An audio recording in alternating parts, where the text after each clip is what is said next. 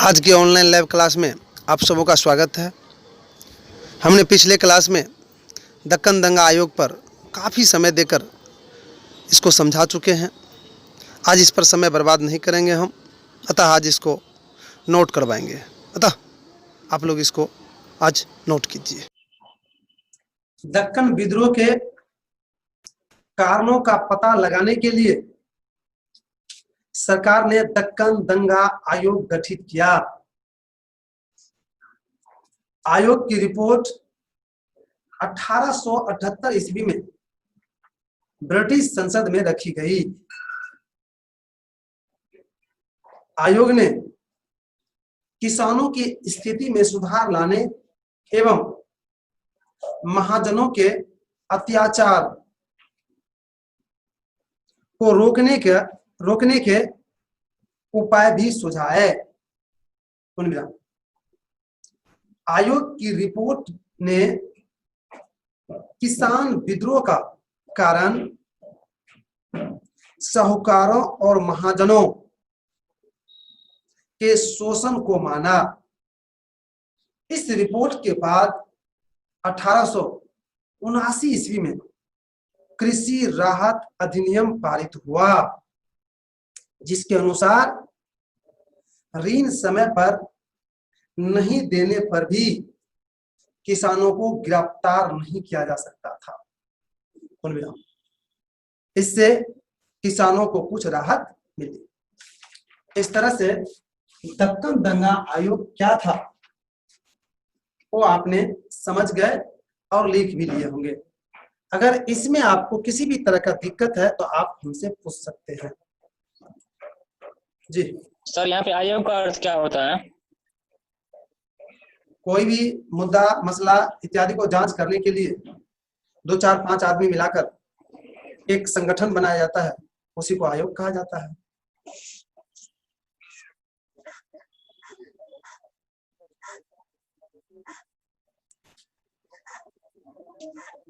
तो शायद अब इसमें लगता है कि आप लोगों को कोई दिक्कत नहीं है, अतः हम अगले पॉइंट की ओर बढ़ते हैं।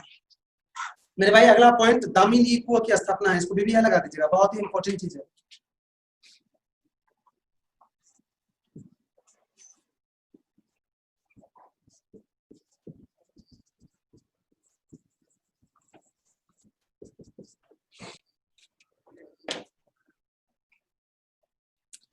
मेरे भाई, भारत में जो अंग्रेज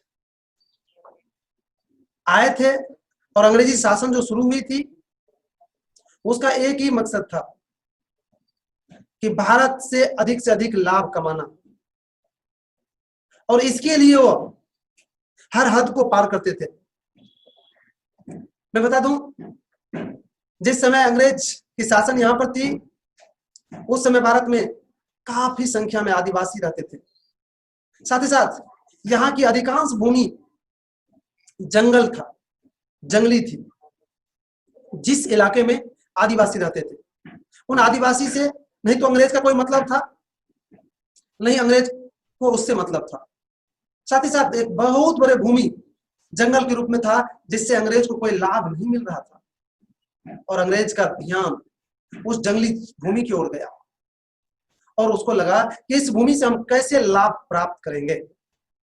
और फिर वो अपना चाल शुरू किया कि उस जंगली भूमि से लाभ हम कैसे प्राप्त करेंगे। और उस जंगली भूमि को कृषि भूमि में परिवर्तित करना इतना आसान नहीं था, इसके लिए बहुत खर्च होता।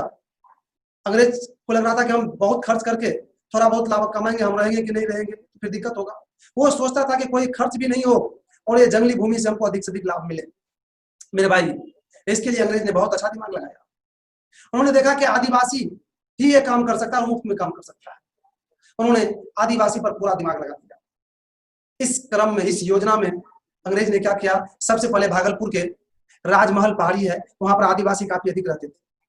उन पहाड़ी इलाके में एक बहुत बड़े इलाके का एक खंभा गाड़कर उसको चिन्हित किया और आदिवासी के नेताओं को, कुछ लोग जो थे वहां बुद्धिजीवी, उसमें भी वो सबको बुलाया, सम्मेलन करवाया और सबको कहा कि आप लोग जो इधर से उधर भटक रहे हैं, अच्छी बात नहीं है। आप लोग को रहने के लिए मैं व्यवस्था करता हूं यहाँ पर, आप लोग एक जगह रहें, खेती करने के लिए सीखें, आपको सारी सुविधा यहाँ दी जाएगी, आप काहे भटकते हैं, आपको घर बनवा देंगे। और वही खुट्टा गाड़ के जो चारों साइड से बाउंड्री देकर एक बस्ती का उदाहरण क्या, उसी बस्ती को दामिनी इको कहा गया था, अर्थात दामिनी इको में आदिवासी को बसाया गया था। और मेरे भाई बहुत दिन तक तो बड़ी ही उत्साह से आदिवासी सब रहते थे कि चलो भाई अब तो एक जगह आशियाना मिल गया, अब तो कहीं भटकने का जरूरत नहीं है। और अंग्रेज कुछ थोड़ा दिन के बाद उस सबको कहता था कि अरे भाई खेती तो कीजिए, आप लोग खेती कहाँ कीजिए, तो जंगल है तो उसको जंगल काट के हटा दीजिए ना, वहां खेती कीजिए। और धीरे धीरे धीरे धीरे मेरे भाई अंग्रेज का सपना पूरा होने लगा, वही जंगली भूमि का सफाई। धीरे धीरे वही आदिवासी उस जंगली भूमि के पेड़ पौधा को पसीना से हटा हटा कर, जिसमें लगता था मरुभूमि है, उसको उपजाऊ भूमि बना दिया। और कुछ ही दिनों में बहुत सारे कृषि भूमि तैयार कर लिया उन लोगों ने। और अंग्रेज को लगा कि अब जो भूमि से हमको लाभ नहीं मिल रहा था अब मिलेगा। और फिर अंग्रेज ने क्या किया, उन भूमि पर भी टैक्स ठोक दिया, अर्थात आदिवासी से भी टैक्स वसूलने लगा। मेरे भाई अंग्रेज को लगा कि मैं अपनी चाल में शायद कामयाब हो जाऊंगा, लेकिन अंग्रेज ने मिस कर दिया। उन आदिवासियों से, उन भोले भाले संथालों से टैक्स वसूलने के प्रक्रिया शुरू करके, संथाल थोड़ा दिन तो टैक्स फैक्स इधर उधर से दिया, लेकिन उसका जब बहुत दिक्कत होने लगा तो अंग्रेज का विरोध करने लगा। और इसका विरोधी का सबसे बड़ा प्रमाण है, सुने होंगे आप लोग, भागलपुर में ही एक चौक है तिलका मांझी चौक। और वो तिलका मांझी आदिवासी ही थे जिन्होंने अंग्रेज के इसी नीति से दुखी होकर उसको, वहां के कलेक्टर जो थे उसको तीर मार दिया था, और तीर से मार के उसको घायल करके मार दिया था। और फिर शुरू हो गया पूरे भारत में संथाल विद्रोह, अर्थात आदिवासी का विद्रोह शुरू हो गया था, जो अंग्रेज को बहुत महंगा पड़ा था। तो यही था दामिनी को, हम थोड़ा सा ओवर हो गए थे तो ज्यादा बोल दिए, इतना बोलने का जरूरत नहीं था। तो दामिनी को यही था, इसके संबंध में आपने अच्छी तरह से समझ गए। अब इसको आप लोग नोट कर लीजिए। 1832 ईस्वी में भागलपुर के राजमहल की पहाड़ियों के आसपास संथालों की एक बड़ी बस्ती बसाई गई थी, जिसे दामिन ई को का नाम दिया गया। इसके चारों ओर खंभा गाड़कर इसकी सीमा निर्धारित किया गया और